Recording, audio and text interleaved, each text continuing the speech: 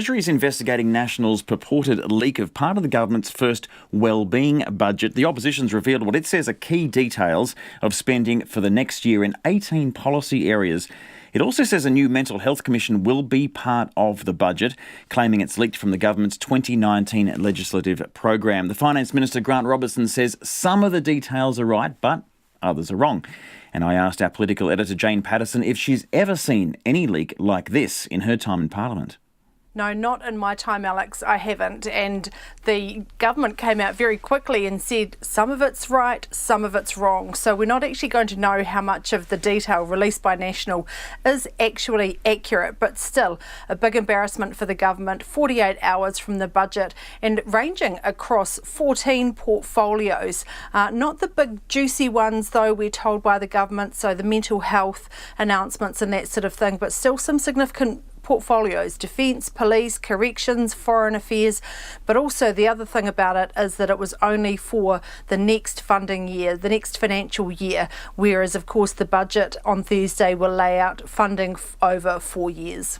Right, and of course, Grant Robertson, as you said, has been forced to admit that at least some of it is right. That's telling, because at least some of the information's come from a reliable source. Simon Bridges, of course, calling it the Winston budget rather than the wellbeing budget. We're seeing, if the information is true, gains for the portfolios represented by the New Zealand First big hitters. So we've got Winston Peters' foreign aid, and we've got Shane Jones in forestry pretty well represented. I guess foreign aid was expected. We've been given the indication because of the Pacific reset, and of course because of foreign aid trending down, he wants to trend it up. So that's not such a big new reveal, but it does show that that New Zealand First, if it's true, certainly wielding some power there.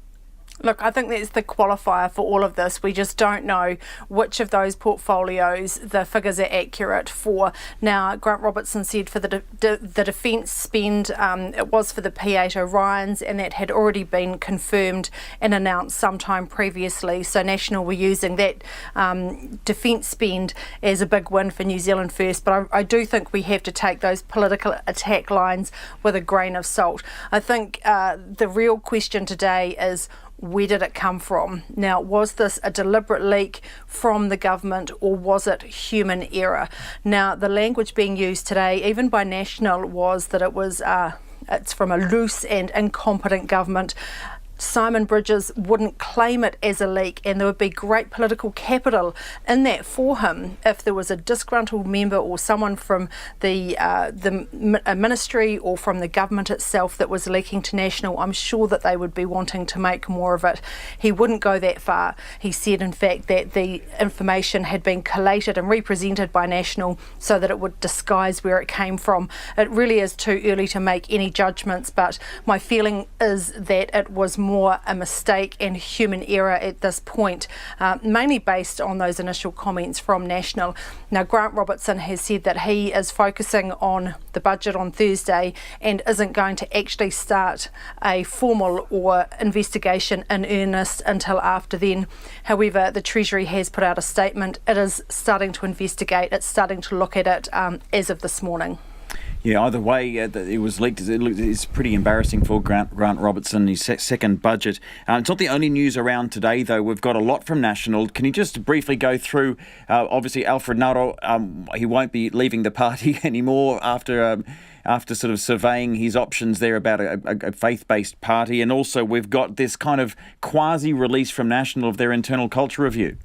That's right. It's been a day of politics, Alex, I can assure you, and we've seen some pretty deft politics at play, including by National releasing that budget blow to the government this morning. But then in the hours after, as you can imagine, journalists in a clamour, a lot of coverage about the budget story, they start to slip out this other news that might not be so flattering. Now, the first one is Alfred Ngaro, after being given space by the leader Simon Bridges to consider potentially leaving National for the next election to set up his own faith-based party, announced nope, he's thought about it and he'll be staying put. Now, that does raise questions about why the leader gave him the time and actually the ability to even stay in the party while openly considering it, and also, I suppose, what led to Alfred Ngaro making that decision that it wouldn't be a success and it wouldn't be politically advantageous to him. Now, the second one